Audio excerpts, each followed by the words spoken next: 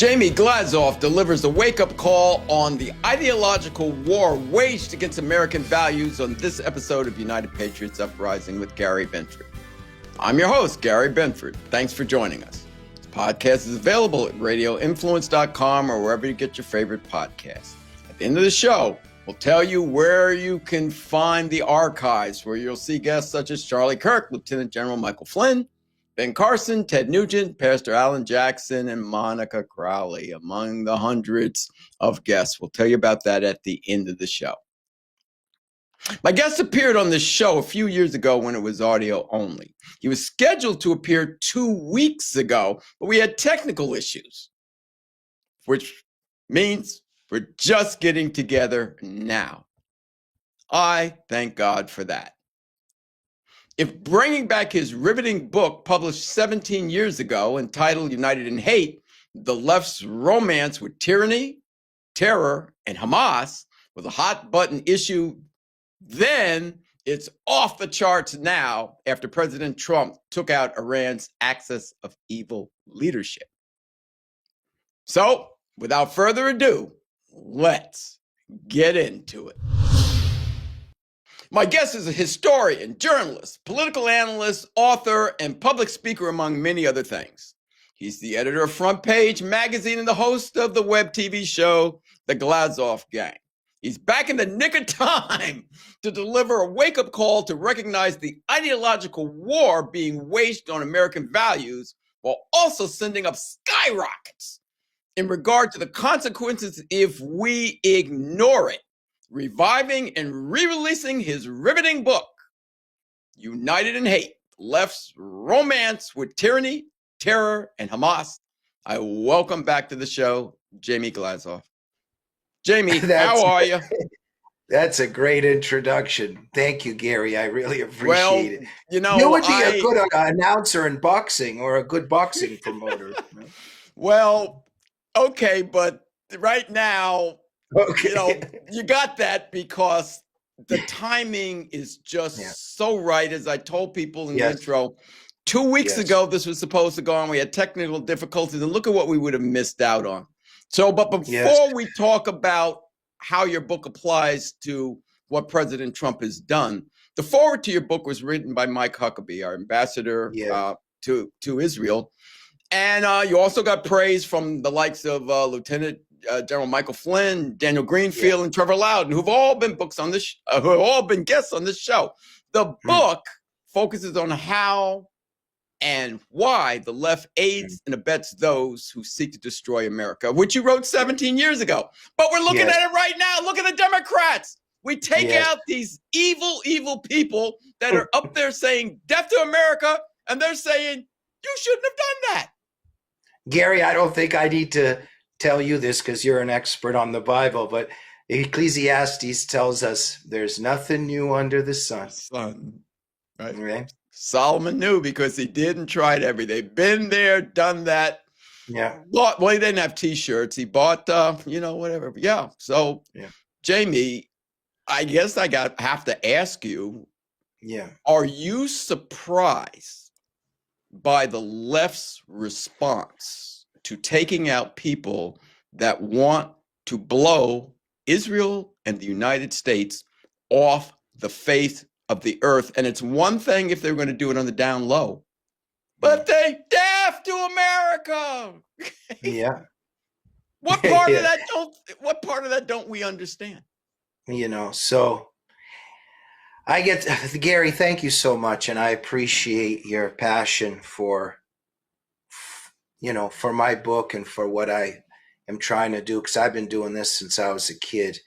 And we'll get into your background, but so this is explain the lunacy of the left right now, their stance. Well, look, in the mid-30s, second half of the 30s, in the Soviet Politburo, Stalin would come up and make it very clear while he was giving his speech that there's going to be a purge, and it's very clear to the people sitting in the audience that they're going to die, and they're running out going, Stalin, Stalin, Stalin. So something weird going on here, right? So when leftist feminists travel to the Palestinian territories to help out with the, agenda against Israel, and then they get raped and brutalized, and then they don't even talk about it, and come back where if even if some of them can get back, but that's a I document that, and there's other stuff we can talk.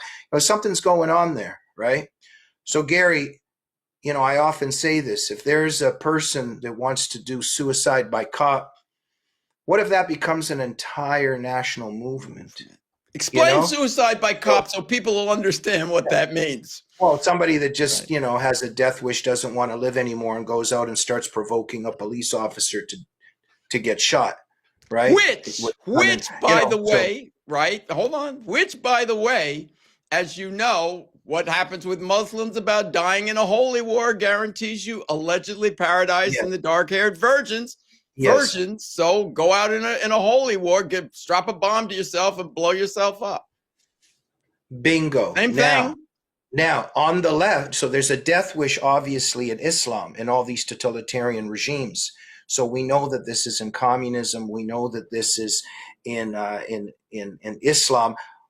But the leftist believer, you see, this is crucial. You bring this up, Gary. What a pleasure to always speak to you and with you, because when you want to change, when you want to get back to Eden without God, and you think you can do it without God, and you think that you can mold man like clay and create the new Soviet man, they want to create a new human being.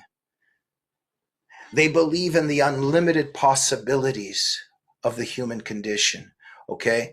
But I'll try to make this quick here because it's just all so, and I don't mean, it's all so complicated. I'm the only one that understands it. I struggle with this too. But the leftist wants to create a perfect utopia on this earth, and they want to create the perfect human being. But you can't create a perfect human being. Only God is perfect. Only Jesus is perfect. And our main reason being here, apart from appreciating our God's creation life, but we need to get on our knees and say mea culpa and repent and thank Jesus Christ for dying on the cross for us, hopefully that we can achieve redemption and salvation through Jesus.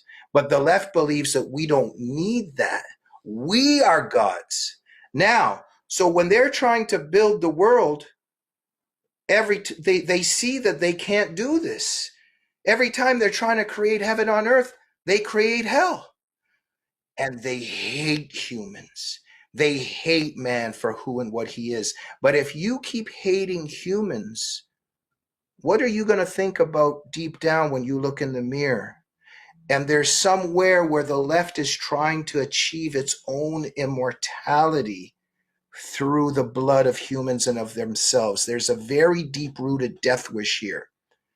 And it's no coincidence. And so when the left cried when Stalin died or tried to masquerade it, and so they're taking off their mask more and more. The left always wore a mask and it would come off, back on, come off, but now the mask is off. But with 9/11, I documented in United in Hate, they were cheering. The left was in euphoria. It was in ecstasy. They were depressed with the fall of the Soviet Union. They needed this altar to worship at. And then it was Islam, and it was ground zero, you see, because when the terrorists perpetrated ground zero, they need to destroy the old earth, the Judeo-Christian tradition. They need ground zero so they can build their paradise on top of it. And they were in ecstasy. But then when bin Laden died, the left was in misery and sobbing and sad. And a lot of them camouflaged it. And we can go on and on about this. Every time that there's a tyrant, a terrorist, deep down, they're worshiping him. And sometimes it's out in the open. And it's very out in the open. Now, of course, I know that. This is what I study. So even with October 7th, what I document in United in Hate is Stalin's killing fields reach a max. The leftist fellow travelers started traveling over there, worshiping at the altar of Stalinism. Whenever the killing machine of our enemy is at a height, the left goes into ecstasy and starts worshiping more. So I showed that with Stalin's killing fields, Mao's killing fields, North Vietnamese killing fields, Castro's killing fields, Sandinista killing fields. The left gets into ecstasy. They love that killing machine because they're living vicariously through it. And Jamie, before you go on, one more second, one more, go ahead. or I'll lose my October 7th, when October 7th happened. And I'm not saying, I'm just saying, anybody, I knew immediately that the left, that instead of doing the right thing, the Jew hatred and anti-Semitism would skyrocket because, when you have those abusive families and they got that one person that they bully, everybody else jumps in and starts bullying them, right? In the abusive family with the dysfunctional people. So we all know that October 7th would cause that, those of us that study this and know what the left is.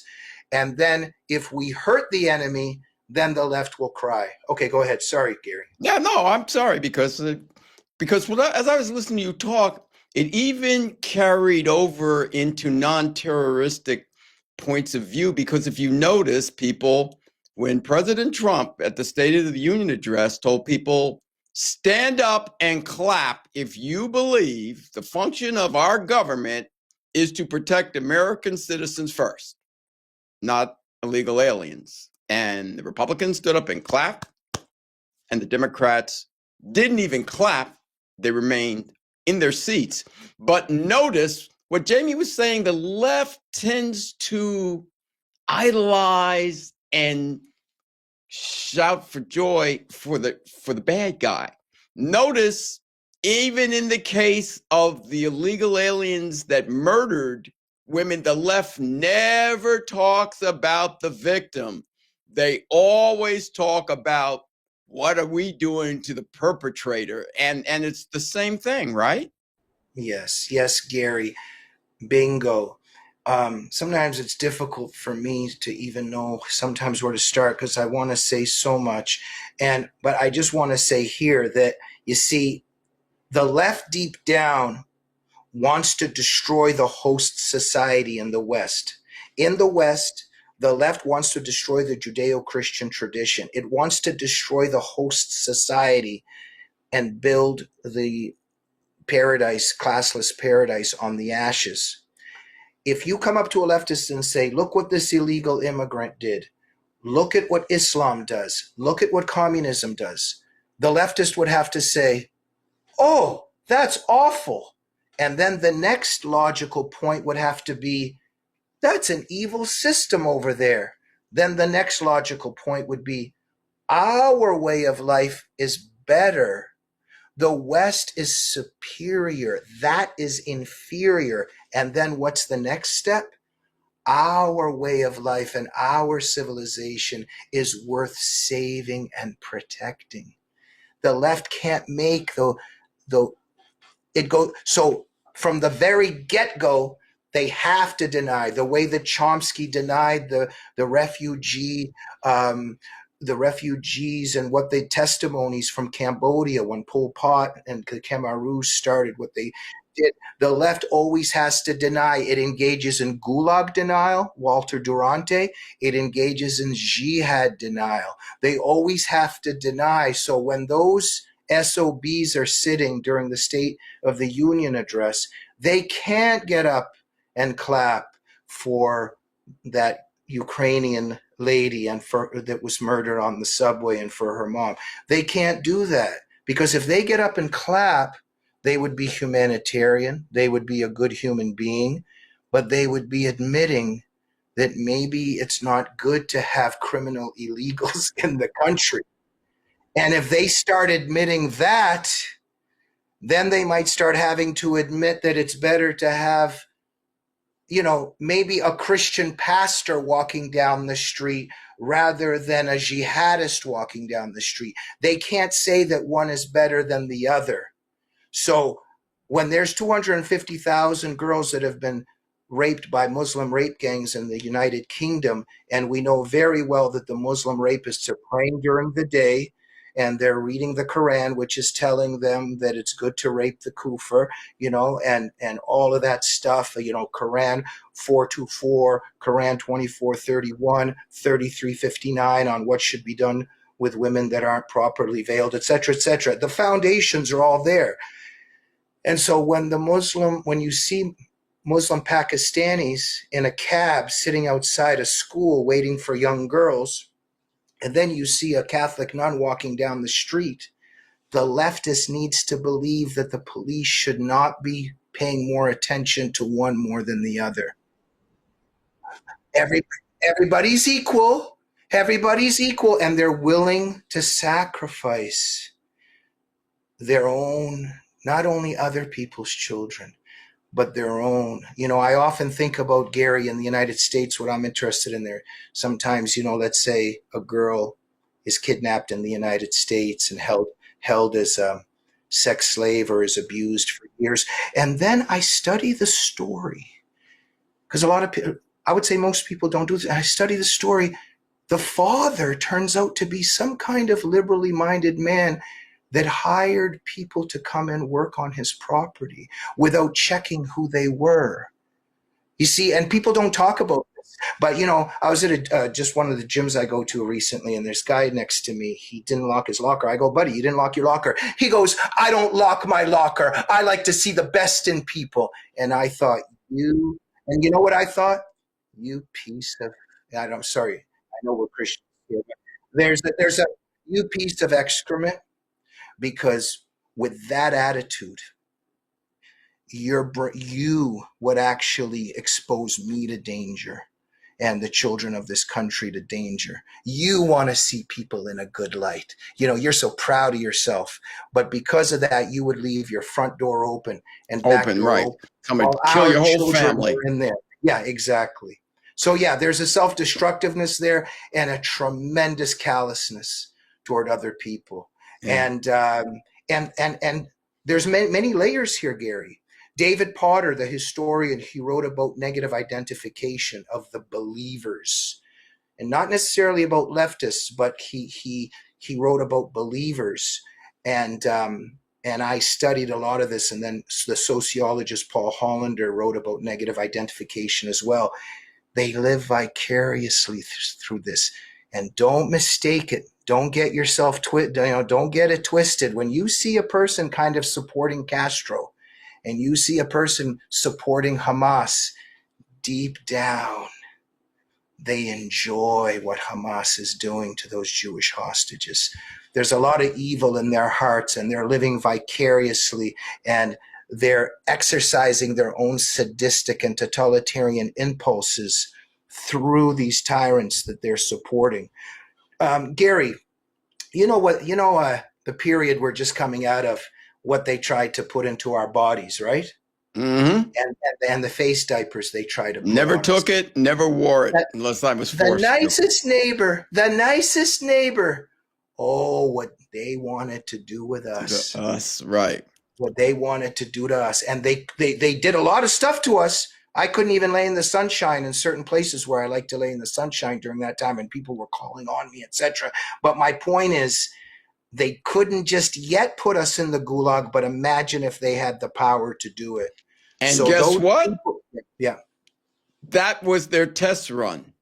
Let's see if they'll comply. And I want you to comment on this, because, Jamie, for the last 75 years, there was one group of people that we could always count on not to comply. And that was the college kids. Down with the man, down with the man. The college kids would always rebel.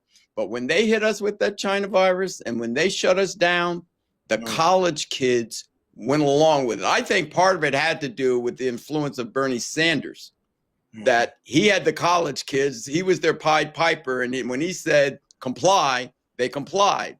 But never before have college kids gone and done what the government wanted. They would usually go down and burn the government buildings down before they would not go to the bars, not go to their girlfriends, not go to the beach, not go to the clubs. But they complied, and they got on our case for not complying. That's what let me know we were in some serious trouble, because they were able to shut it down. And if they shut it down once, they think they can do it again. Am I right?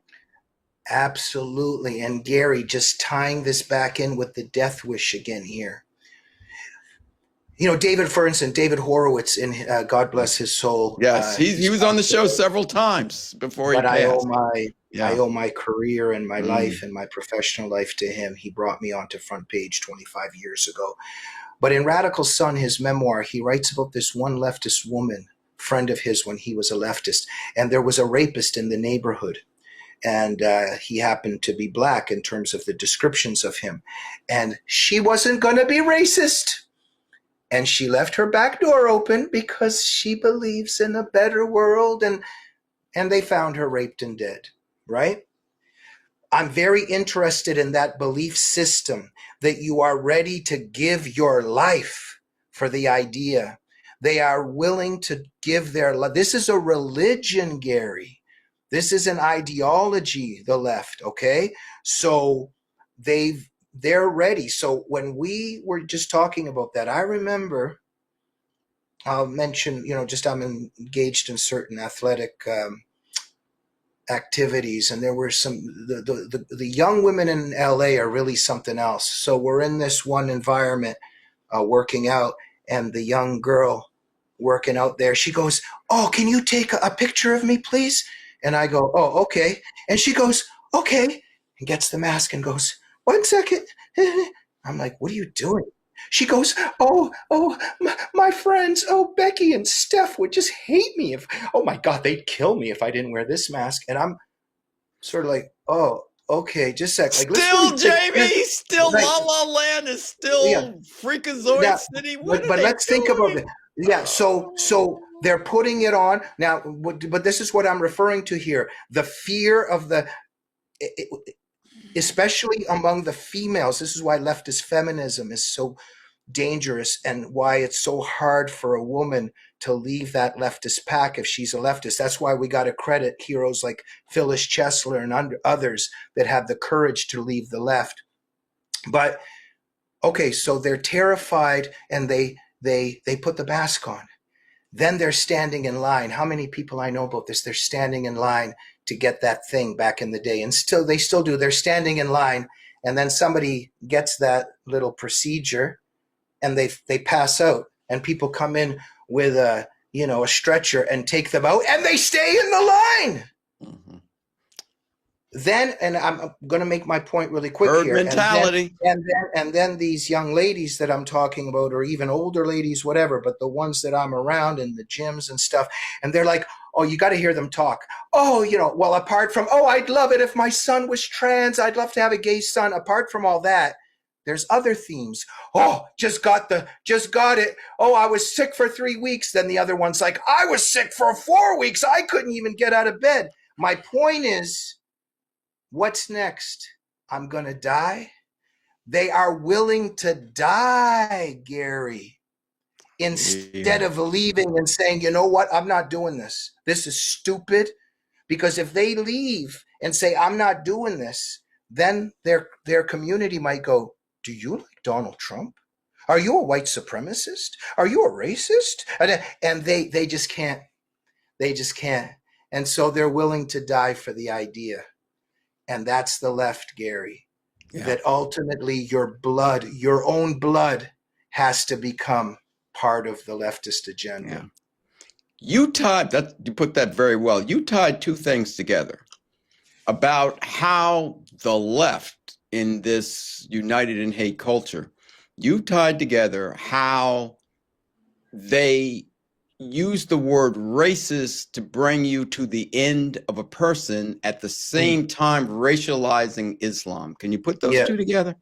yes, absolutely. And how clever they are. Because, see, I've also written a book called Jihad is Psychopath.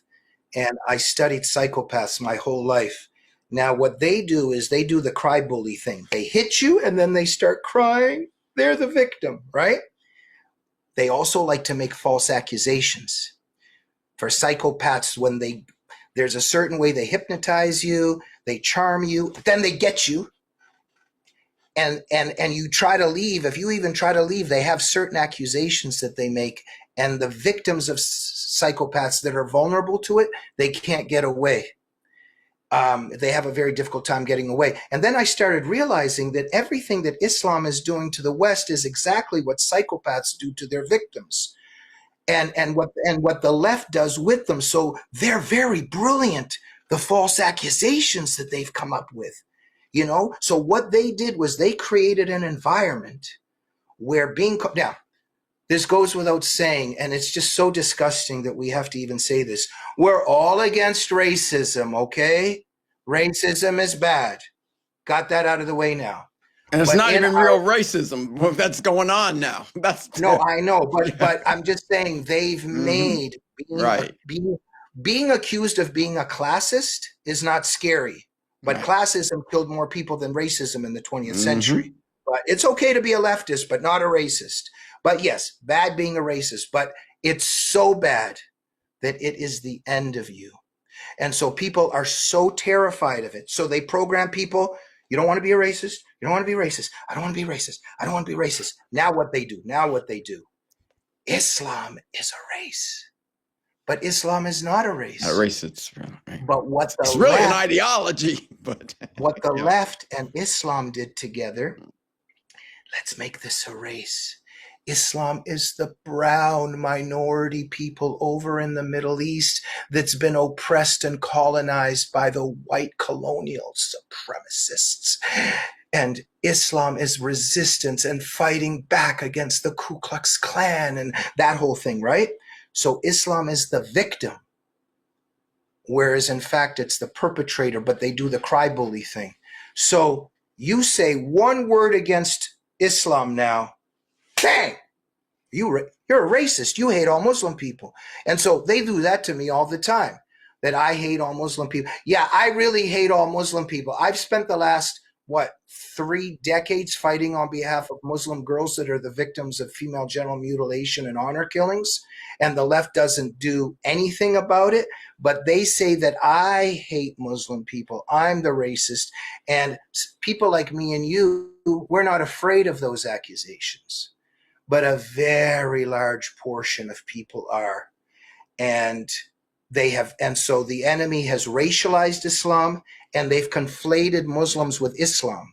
So if you criticize Islam, it means you hate your nice neighbor across the street that happens to be a Muslim, but he knows nothing about the Quran, doesn't follow any of it, but they say that you hate him. So they're very clever how they play this propaganda game. Jamie, what's the end game for them? United in hate. What is the end game? What are they trying to do? Is it just completely collapse Western civilization? And if so, what do they want in its place? So it all comes down from the top, because Satan wanted to, I don't know, Gary, maybe you can teach me. Satan either wanted to be God or greater than God, right? So like God. So false. So yeah, but then he can't do it.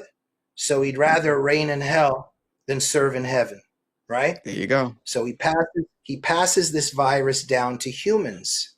He passes it down in terms of what he wants. And so unless you're very courageous and you believe in God, and our brothers and sisters, the Jews that are religious, understand very well the enemy of the nature of the left and why it's evil, and Christians understand the evil here, right? And so, but the left, it's a spiritual war.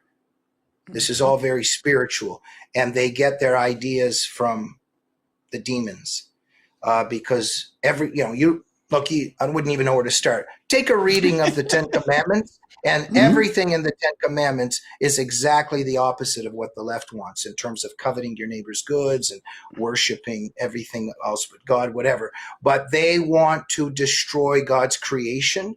They want to destroy the Judeo-Christian tradition. They want to destroy Western civilization. And Charlie Kirk, God bless his soul, said it in one sentence, right? Just like Ronald Reagan summarized the Gulag Archipelago in one sentence, the evil empire, right? And Charlie Kirk said, Islam, I don't know exactly the words, but he said, Islam is the knife or weapon with which the left wants to destroy its own society, right? And that's half of it, because as you know, there's the other half. There's the communist half, and that's how we have this red-green axis, of hate and destruction. They're coming Yes, from and different angles, but they're both looking for our destruction. And as our yes, friend Trevor Loudon says, then if they get it, then they'll fight for world domination, but it would be over our carcasses. But no, yes. God's not having it. Well, well, yeah. I mean, but we know God's having it in the sense that it just the timeline here. Before Jesus comes back, we know that it's going to get worse before it Yeah. gets better, Yeah. and there is free will, and we know who Mm-hmm. rules down here. That's why Jesus had to come and give his life for us. Amen. On many levels. Wait, what I mean on many levels is I'm just saying that when Satan tempted Jesus in the desert and said, I'll give you all those kingdoms, Jesus didn't contest the claim Mm-mm. because they are his. They are. This is He his owns place. them. Right. It is Yeah. his. So this is his Right. place for a certain Yeah. time, and Mm-hmm. he's trying to do all this stuff. And so the left and Islam, they are working with him. And so Islam wants to create the Sharia paradise, and we know what they have to destroy. The left wants to create the classless utopia. We know what they want to destroy. They want to destroy the same thing together. So they're Mm-hmm. united in hate. And then, Gary, you're absolutely right, because that ain't like once they kill all of us, that ain't going to stop. Right.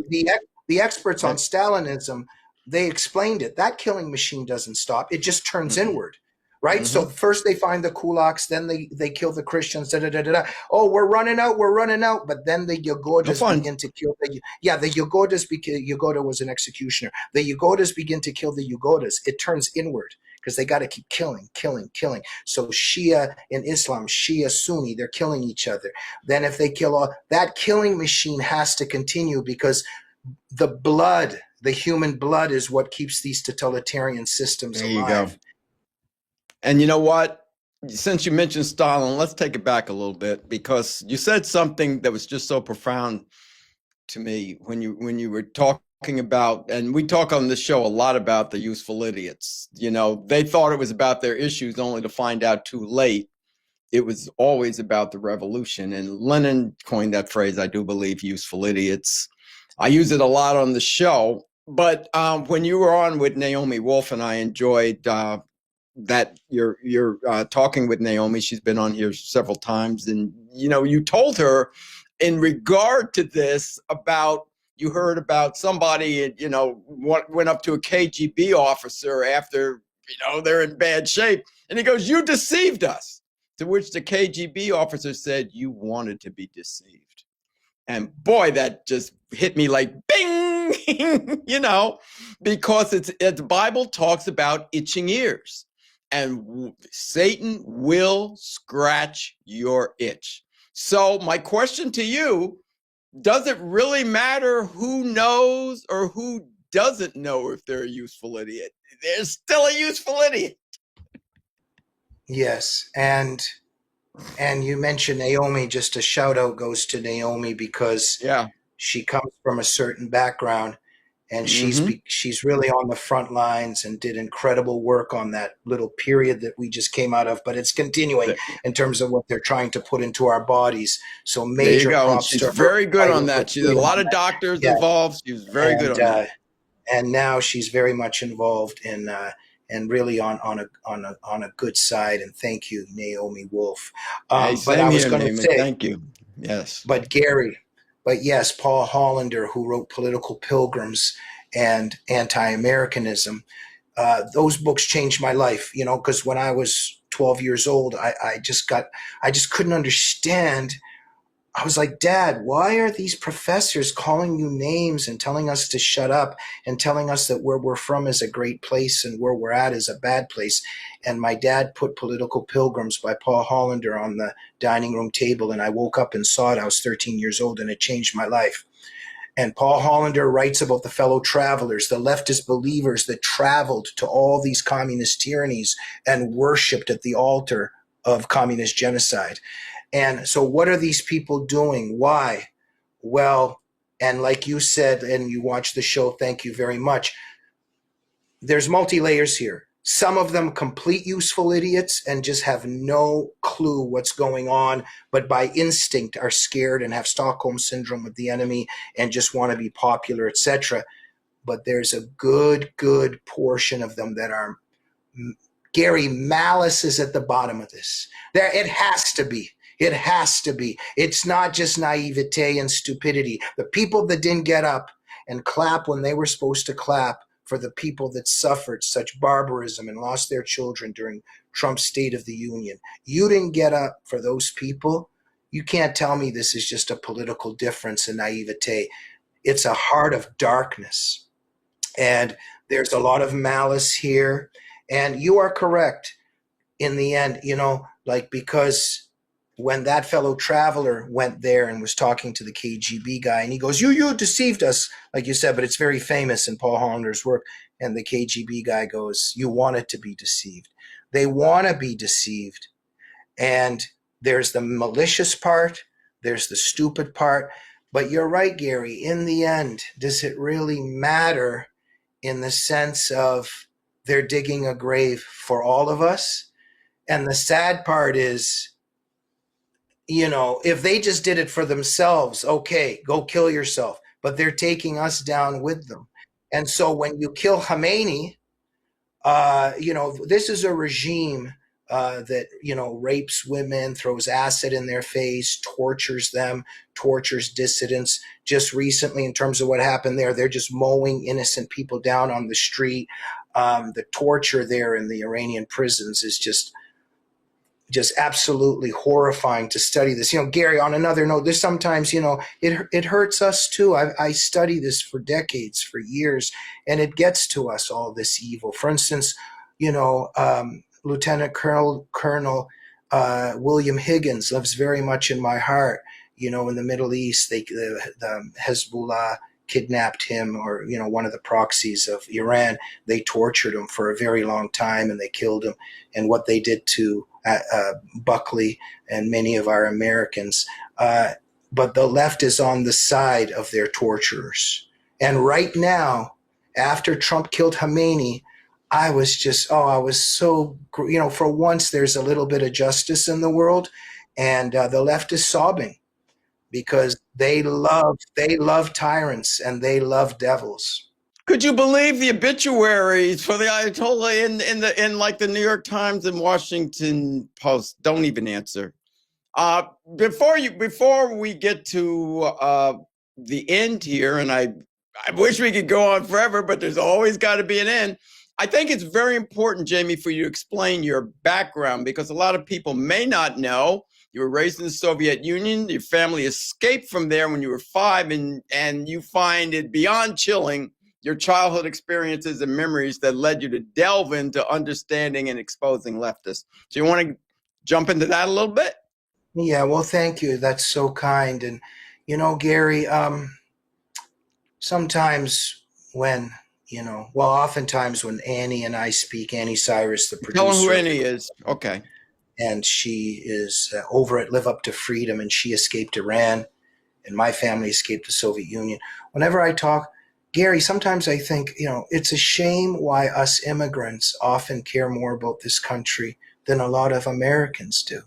Like, I'm the one fighting, Annie's fighting, so many of us are fighting, and a lot of people that we know, they're just not doing anything, And I think it's, obviously because we know, and we cherish the United States of America. So tell them what you know. Tell them what you know, because you said you had chilling childhood experiences. Yeah. So we love America, I think, more than a lot of Americans, unfortunately. But my dad and mom were dissidents in the Soviet Union, the evil empire, and how much love I have for them. And sometimes I think that I might be a little bit brave, but I don't know if I could ever compare to them. I mean, Dad and Mom signed petitions. They wrote underground literature. I grew up in a family in my younger years where we were waiting for a knock on the door and they'd just take you away. And Mom and Dad knew they were risking the gulag for standing up for fellow political prisoners, for Christians, for persecuted religious believers and Jewish people, etc. That's a 10-hour story. Many of our friends were murdered and killed. Many of our friends ended up in the gulag. I lost a lot of family members. We'll save that story. We escape and get out of there. We were also persecuted Christians there.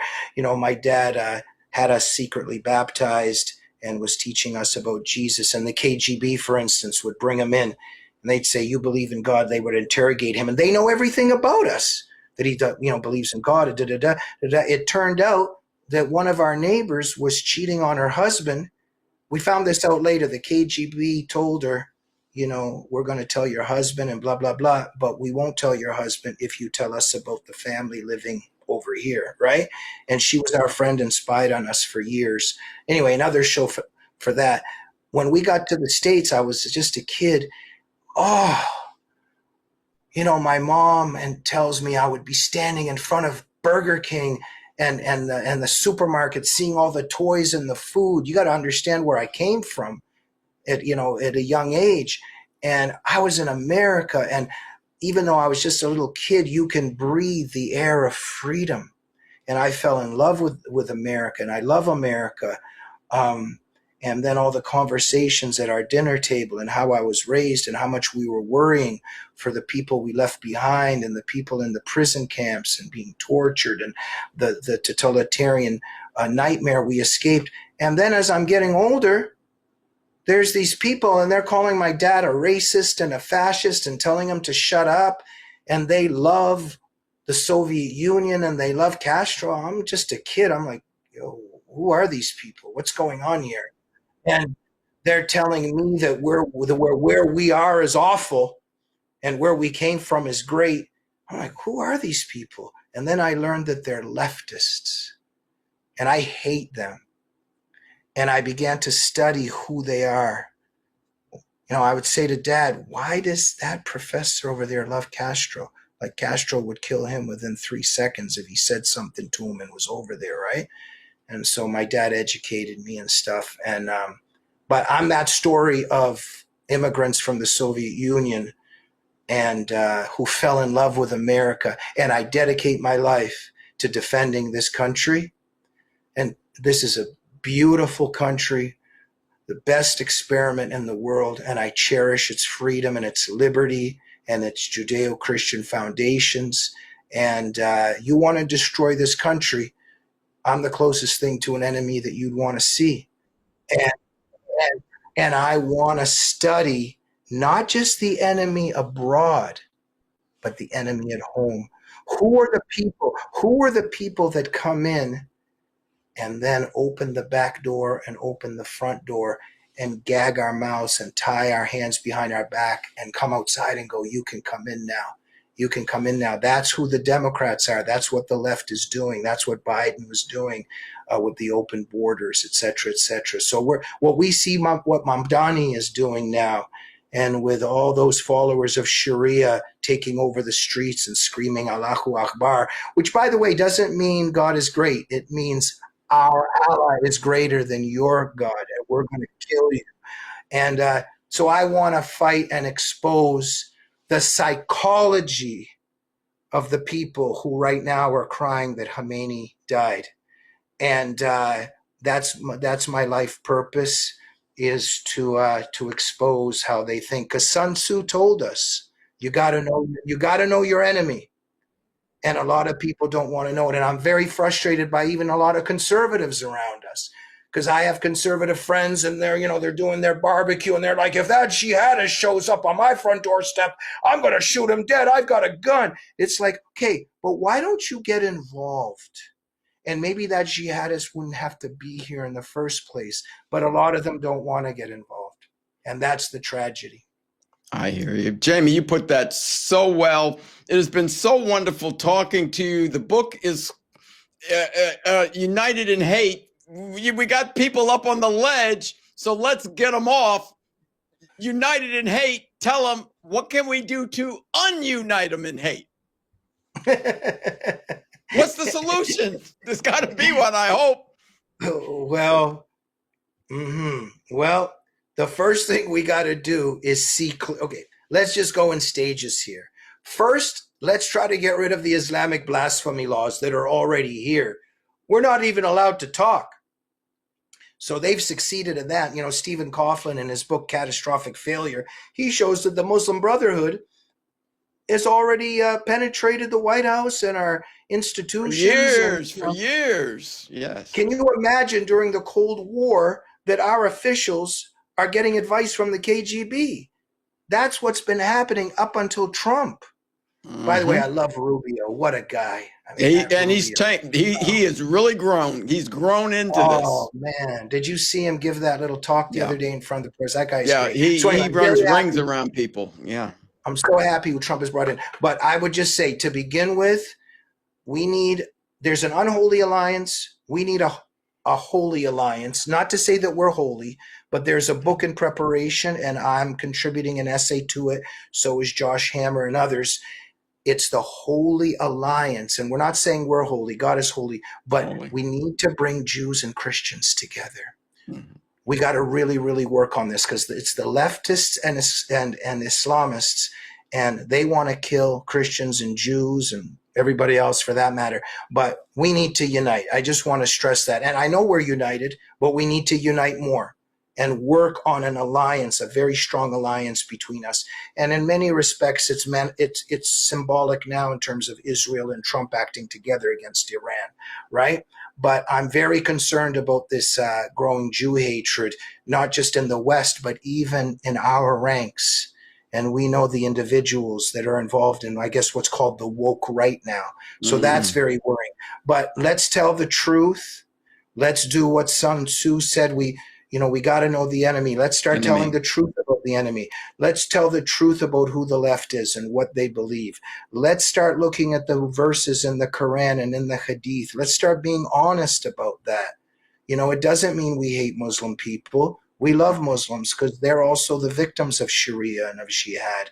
But let's be honest about Sahih Muslim 6985, the genocidal Hadith that says all Jews need to be killed, or the day of judgment will not come. There's a reason why jihadists are always referencing Sahih Muslim genocidal hadith. So let's look at that and try to understand what it means and what the consequences are of it, right?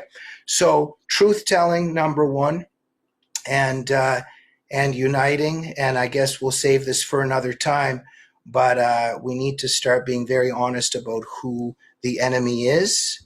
And also supporting the people on the front lines. If you don't want to get involved, support Gary Binford. Support the Glazov Gang. Yeah. Support what Charlie Kirk has left behind. You know, very good people over there. The David Horowitz Freedom Center. We've got a lot of freedom fighters. Support the people who are fighting for freedom. There you go. Jamie, thank you for coming on. The book is called United in Hate. Please tell people where they can get the book, how they can get in contact with you, and anything else you'd like to promote. Well, thank you so much. Please watch my show, The Glazov Gang, especially on our Rumble channel, because YouTube beats us up a lot.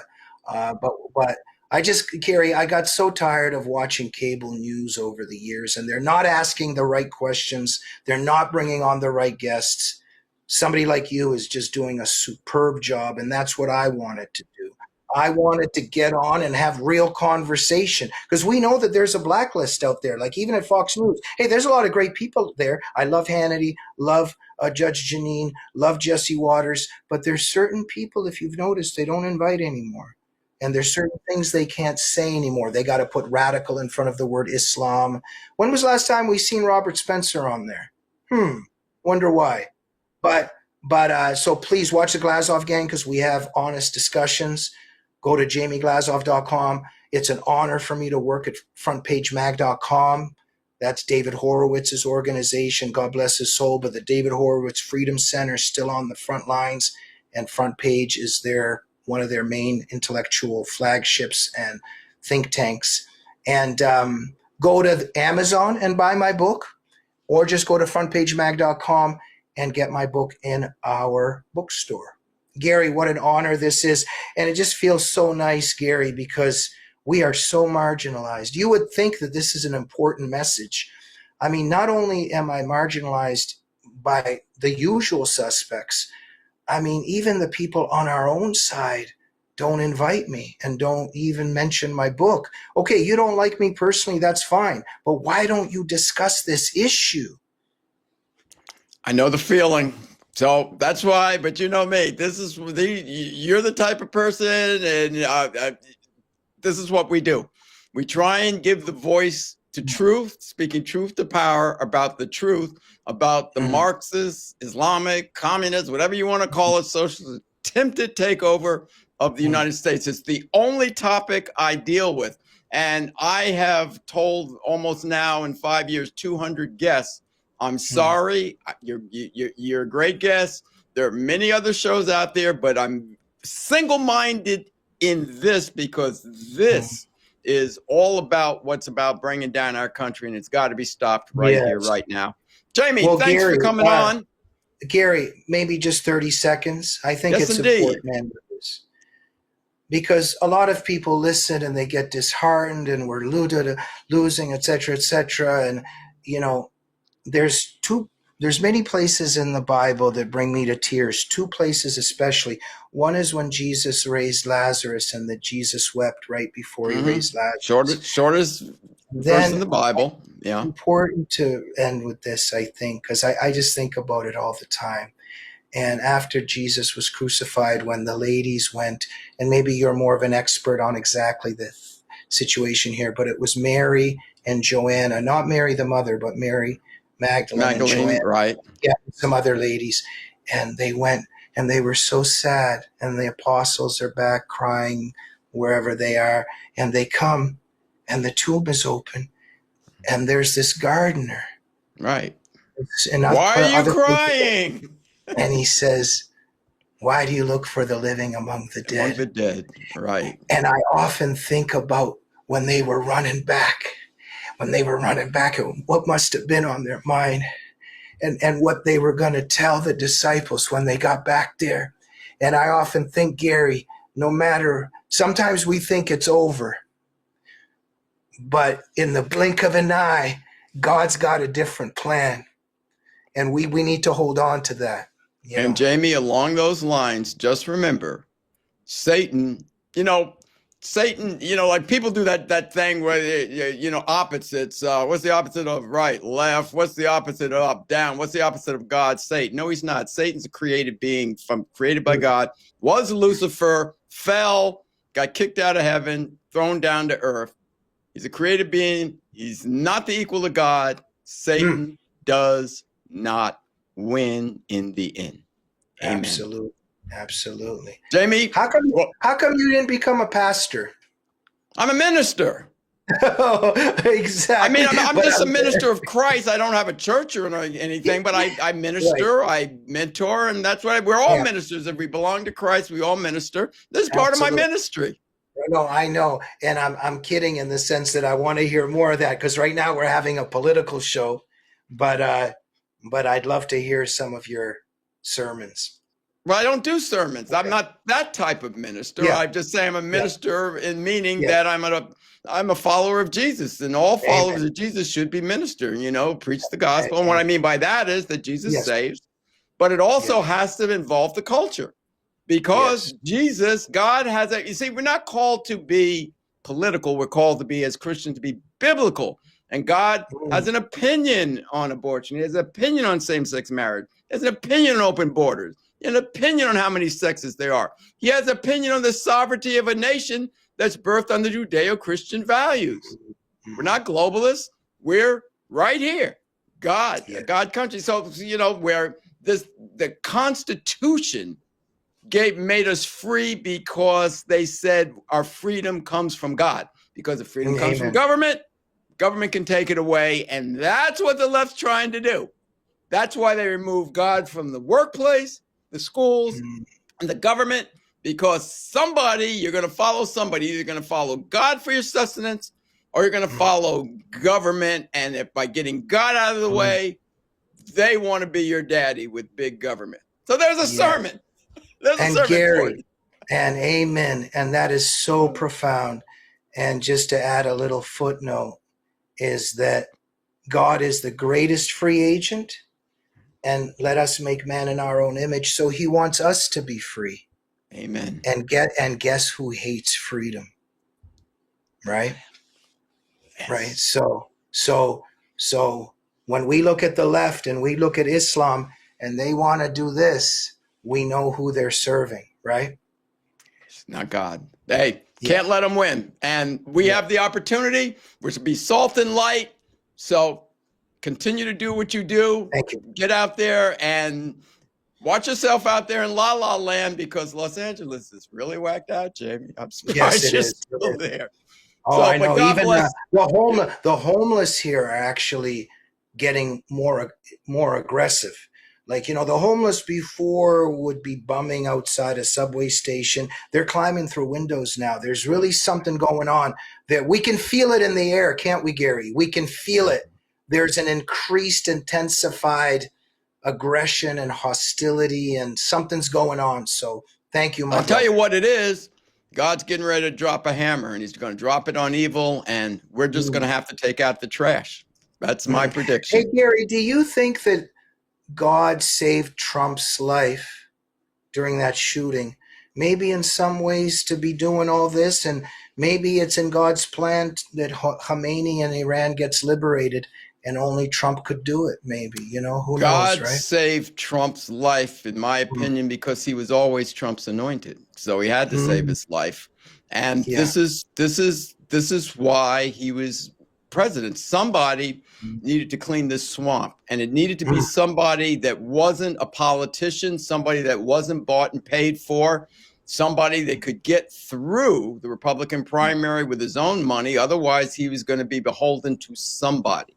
And anybody, when you watch, when that bullet whizzed by Donald Trump's ears, I think that was his come to Jesus moment to know. If I wasn't sure before, now I know. Because if you notice, he broke all protocol. He should have been laying there, letting the FBI cover him and the Secret Service until the threat was eliminated, because he didn't know how many shooters was out there. He had no idea what was going on. Somebody could have still been standing around getting ready to pop him. But what did he do? Rise up out of the rubble, fight, fight, fight.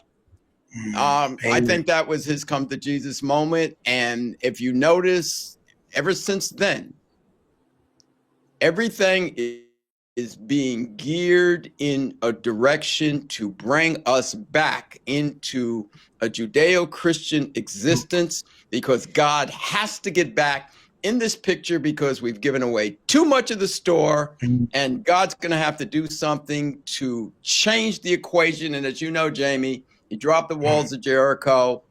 David with Goliath. But once all of these things happened, Elijah with the prophets of Baal, but once all of these things happened, what had to happen?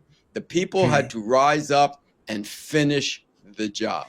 So get ready, because the time is coming. I want to talk a couple more things with you. Okay, next time. Always a pleasure. Thank you, Gary. There you have it, everyone. Jamie Glazov. I want to thank Jamie Glazov for coming on and really delving into a topic we really, really need to understand, because we used to be a United States, but we're now no longer a United States. We're a divided United States, and we are dealing with something that's united in hate, and we need to know about it, because what you're seeing now from the left is not going to stop. They're in it to win it. They're not going to win it, but they're trying to take America down, destroy our Judeo-Christian roots, and in Western civilization as we know it, so they can usher in communism. No way, no shape, no how, not on our watch.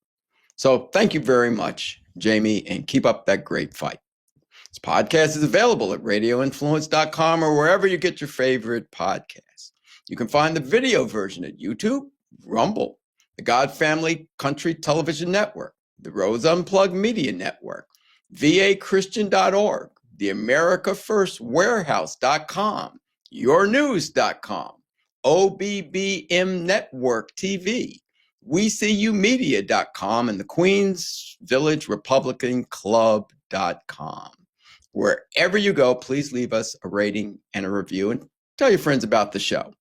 Now, at radioinfluence.com/ category / United Patriots Uprising / you'll find the archive of everything, the audio and video from when this show started 3, 4, 5 years ago. There you'll find guests such as Morgan Brittany, Isabel Brown, Miranda Devine, Diamond and Silk, Brigitte Gabriel, Tom Holman, Pastor Alan Jackson, Mike Lindell, Claire Lopez, Trevor Loudon, Alex Newman, Kevin Sorbo, Brandon Tatum, Stacey Washington, and Naomi Wolf, amongst the, right now, maybe 200 guests that have been on this show. So hope you check this out.